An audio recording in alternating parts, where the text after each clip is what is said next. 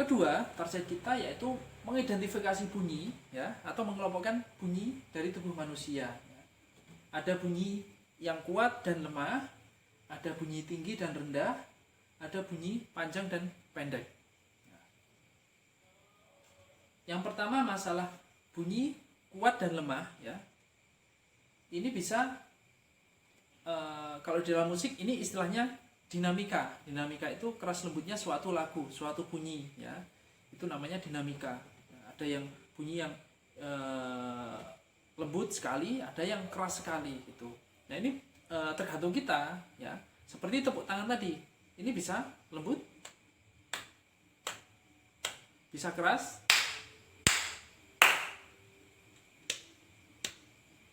bisa dikombinasi. Nah, ini bisa kita eksplorasi lebih kaya sebagai materi pembelajaran untuk anak SD atau anak MI. Misal seperti ini. Ini mengeluarkan bunyi ya sebetulnya. Walaupun kalau satu orang ya memang cukup liris sekali. Tapi nanti kalau sekelas minimal ada 20, ada 30 anak, itu suruh sini. Nanti suaranya asik gitu. Terus kemudian agak keras, 2 jari, tepuk 2 jari, 3 jari,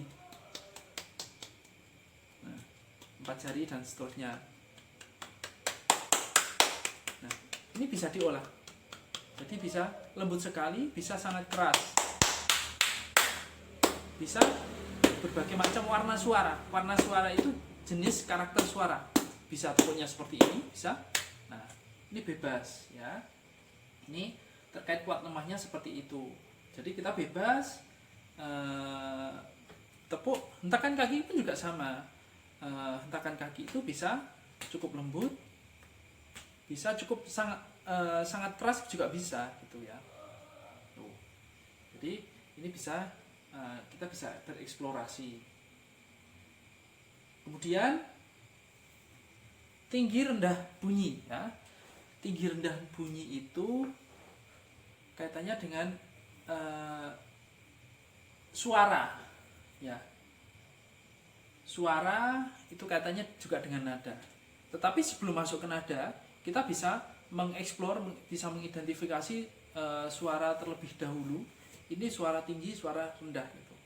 Ya. Jadi misal meow. Nah, ini kan bisa kita gunakan untuk mengeksplorasi materi pembelajaran kita gitu. Jadi meow, meow. Nah, la la la la gitu.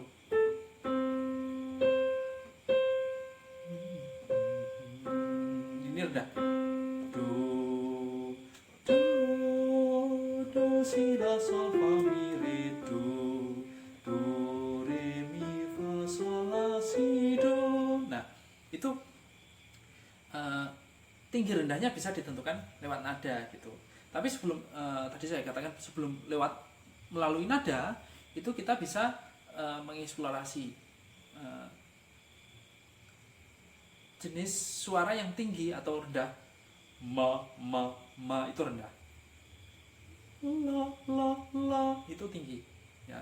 Jadi nanti anak-anak itu biasanya identik dengan karakter suara perempuan dewasa itu lebih sinkron dengan suara anak-anak itu. Jadi antara tinggi rendah bunyi itu bisa ditentukan seperti itu. Nah, bunyi rendah itu dihasilkan oleh resonansi dada ya. Getaran rongga dada ini menghasilkan suara rendah. Nah, sedangkan getaran rongga kepala menghasilkan suara tinggi ya. Suara mediumnya di mana? Mediumnya di tenggorokan sini. Nanti ada penjelasan tersendiri terhadap resonansi kepala, reproduksi suara resonansi bunyi ya. Kaitannya dengan produksi suara ya. Ini suara rendah.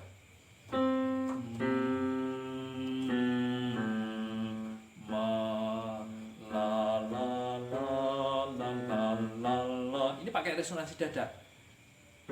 La semakin semakin tinggi resonansinya di leher. La, la, la, la, la. Resonansinya naik ke kepala. Ya. Anak-anak mungkin kalau seperti itu memang agak sulit juga ya, tetapi dilatih bertahap dan perlahan-lahan gitu.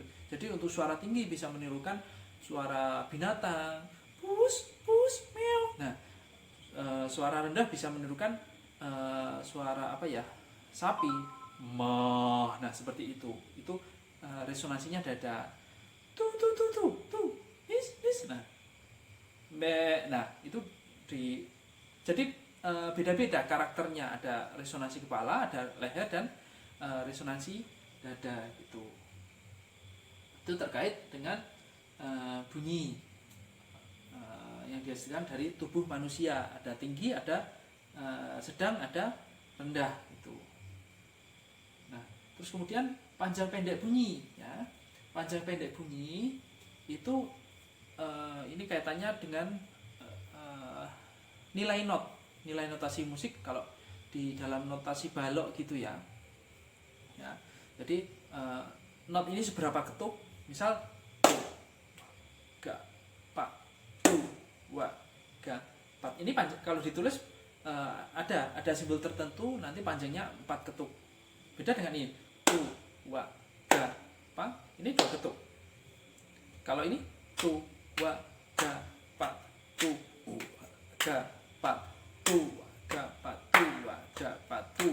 Nah ini semakin kecil nilainya, itu ketukannya semakin cepat ya.